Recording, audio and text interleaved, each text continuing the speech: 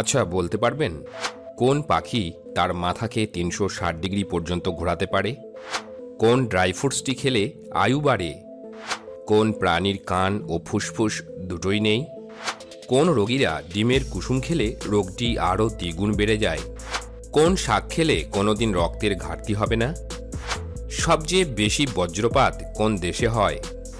এরকম আরও কিছু অজানা প্রশ্নের উত্তর জানতে পারবেন এই ভিডিওতে, তাই ভিডিওটি স্কিপ না করে পুরোটা দেখতে থাকুন। আজকের প্রথম প্রশ্ন, আমাদের হার্টে কয়টি চেম্বার থাকে? 2টি, 3টি, 4টি নাকি 6টি?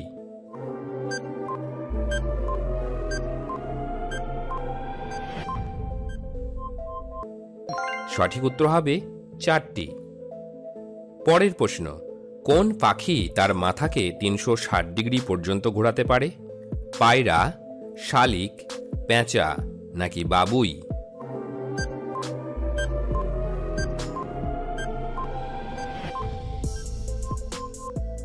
সঠিক উত্তর হলো পেঁচা।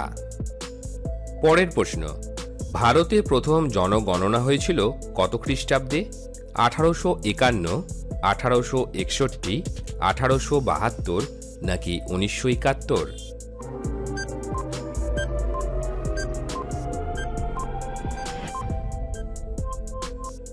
সঠিক উত্তর হল 1872 সালে। পরের প্রশ্ন, কি চেবালে মাড়ির ব্যথা দ্রুত কমে? লবঙ্গ, জুয়ান, এলাচ নাকি মৌরি?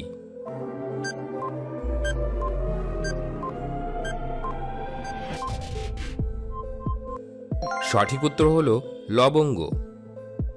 লবঙ্গ মাড়ির ব্যাকটেরিয়ার সঙ্গে ভালোভাবে লড়াই করে। এটি ব্যথা কমাতে কাজ করে।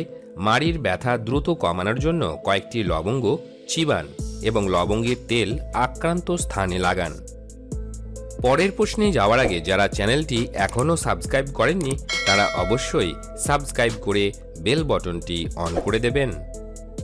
পরের প্রশ্ন, কোন ড্রাই ফ্রুটসটি খেলে আয়ু বাড়ে? কিশমিশ, কাজু বাদাম, আখরোট নাকি খেজুর?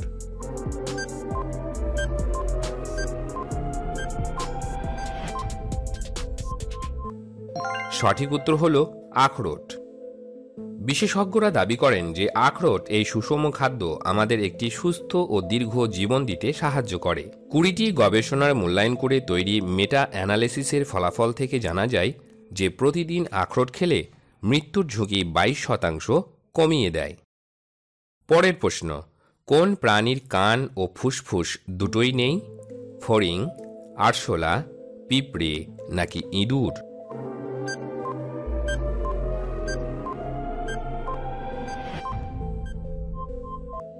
সঠিক উত্তর হল পিঁপড়ে।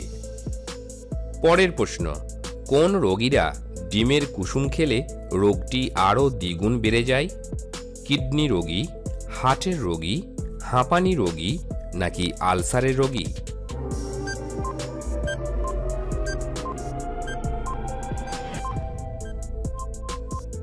সঠিক উত্তর হবে হার্টের রোগী। কিছু মানুষের হার্টের করোনারি আর্টারিতে ময়লা জমে। এই কারণে সেখানে রক্ত চলাচল হয় না, ফলে রোগীর করোনারি আর্টারি ডিজিজ হয়। এবার ডিমের কুসুমে রয়েছে কোলেস্টেরল। সেই উপাদান রক্তে মিশে আরও সমস্যা তৈরি করতে পারে, এমনকি হার্টে জমে খারাপ ফ্যাট। তাই হার্টের রোগ থাকলে ডিমের কুসুম এড়িয়ে যাওয়াই ভালো। কিন্তু ডিমের সাদা অংশ খেতে কোনো মানা নেই, এই অংশ খেতে পারেন। বন্ধুরা, আপনাদের জন্য একটি প্রশ্ন, কোন পাখি বৃষ্টির জল খেয়ে বেঁচে থাকে? বাবুই, চড়ুই, চাতক নাকি ঈগল? এই প্রশ্নের উত্তর যদি আপনাদের জানা থাকে তাহলে উত্তরটি অবশ্যই কমেন্ট বক্সে লিখে জানাবেন। পরের প্রশ্ন, কোন শাক খেলে কোনোদিন রক্তের ঘাটতি হবে না? লাল শাক, পুঁই শাক, কলমি শাক নাকি সজনে শাক?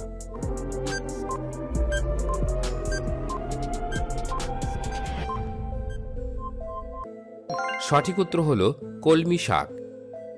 এটি অ্যান্টি অক্সিডেন্ট হিসেবেও কাজ করে এবং শরীরের বিভিন্ন রোগ প্রতিরোধ করে।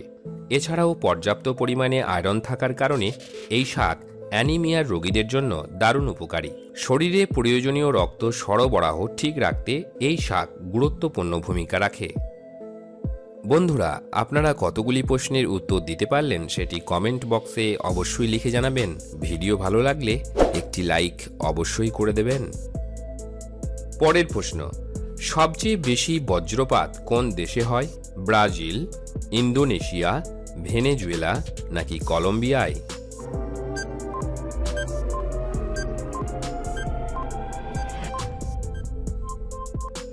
সঠিক উত্তর হলো ভেনেজুয়েলা। আজকের শেষ প্রশ্ন, মাটিতে বসে খাবার খেলে আমাদের কি লাভ?